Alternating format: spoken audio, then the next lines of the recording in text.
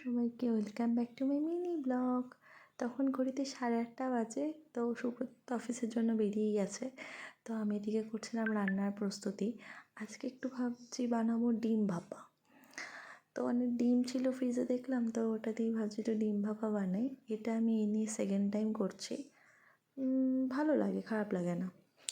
তো পিকু তো এদিকে উঠে গেছে ঘুম থেকে, তাই ওকে নিয়ে একটু ব্যালকনিতে নিয়ে এসেছি। ওকে খাইয়ে দাইয়ে এখন মেয়ে খেলবে, আমি ওইদিকে করবো রান্নার প্রস্তুতি। এই প্রিপারেশানে কিছুই না, বেসিক সর্ষে পোস্ত মিক্সি করে লঙ্কার সাথে তো টিফিন বক্সে করে এটাকে ভাপে বসিয়ে দেবো। তো ওটাই মেখে চুকে ডিমটাকে 2 ভাগ করে কেটে জাস্ট বসিয়ে দিয়েছি টিফিন বক্সের ওপর দিয়ে একটু কাঁচা লঙ্কা চেরা আর একটু সর্ষের তেল দিয়ে, ব্যাস এরম করে আমি বসিয়ে দিয়েছি ভাপে। যেহেতু আমার স্টিমার ওরম নেই, তাই এরমভাবেই জোগাড়ু। আর বাঙালিরা তো জোগাড়ে ওস্তাদ। তো কড়াইয়ের মধ্যে এরমভাবে জল দিই, ওপরে এরম একটা আমার আছে স্ট্রেনার, ওর ওপর স্ট্রেনারের মধ্যে টিফিন বক্সটা দিয়ে এরমভাবে ভাপে বসিয়ে দিয়েছি। আর খেতে এটা বেশ ভালোই লাগে। এটা আমি সোশ্যাল মিডিয়াতেই দেখেছিলাম, তো তাই ওটা করেছিলাম। এখন রিসেন্ট আরেকটা দেখেছি ডিম ভাপাটা বেশ পেঁয়াজ রসুন দিয়েও করে, ওটা নেক্সট টাইম ট্রাই করবো। তো এদিকে তো আমার ডিম ভাপা রেডি। মেয়ে ওইদিকে স্নান টান করিয়ে ওকে পিকুকে ঘুম পাড়িয়ে দিয়েছি।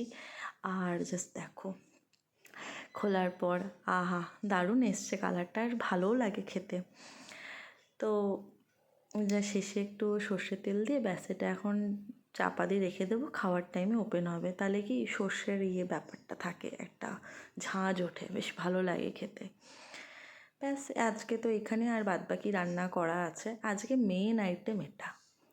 তো বাদবাকি সব করে যেই জায়গায় বেশি টাইম স্পেন্ড হয় ওই জায়গাটা তো ক্লিন রাখা দরকার। আর একদম কিচেন চাকাচাক করে নিয়েছি, সবই রেডি হয়ে গেছে। ঘড়িতে তখন 11:15, এখন আমি স্নানে যাব। আর না, স্নান করতে করতে আমি ওর গলার আওয়াজ পাচ্ছিলাম যে ও উঠে গেছে। তাই কোনো রকম স্নান করে তাড়াতাড়ি করে বেরিয়ে এসি, আর দেখো মেয়ের অবস্থা। উঠে এখন ব্যাস ও এই করছিল, উঠে একা একা খেলছিল। শুয়েছি কোথায় কোথায় চলে গেছে শুতে শুতে। স্নান করে আমি ওইদিকে পুজো দিচ্ছিলাম, আর তখনই না পিকুর গলার আওয়াজ পেয়েছি। ও বেডরুমে ছিল, আর দেখো ওর অবস্থা। ও কি করেছে, কোথায় চলে গেছে, আর আর্ধেক পা ওর খাটের তলায় এরমভাবে ব্যাস আটকে গেছে, আর বেরোতে পারছে না। আর এই দেখো আমার ছোট্ট যোগু দাদা, ছোট্ট মন্দির আমার এটা। তোমাদের কেমন লাগছে জানিও। আর এই ফলটাকে তোমরা কতজন চেনো? দেখে মনে হচ্ছে কমলা লেবু, বাট কমলা লেবু না। তো আজকে পিকু এটাই খেয়েছিল। ওকে চেষ্টা করি প্রত্যেক দিন একটা করে নিউ নিউ ফল খাওয়ানোর। এদিকে বিকেলবেলা আমরা বেরিয়ে পড়েছি সবজি মার্কেটে যাব বলে, একটু সবজি বাজার কিছু করার ছিল। আর ঘুরতে যেতে কার না ভালো লাগে, সেটা যেই কারণেই হোক না কেন, বাড়ি থেকে বেরোতে পারলেই হলো, বেশ ভালোই লাগে।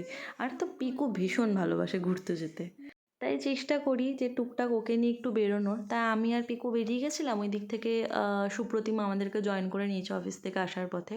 তো ঘরেরই টুকটাক ওই সবজি মার্কেট ওগুলো করে নিয়ে আমরা 3 জনে এখন বাড়ি ফিরছি। দেখা হবে তোমাদের সাথে নেক্সট ভিডিওতে। বাই।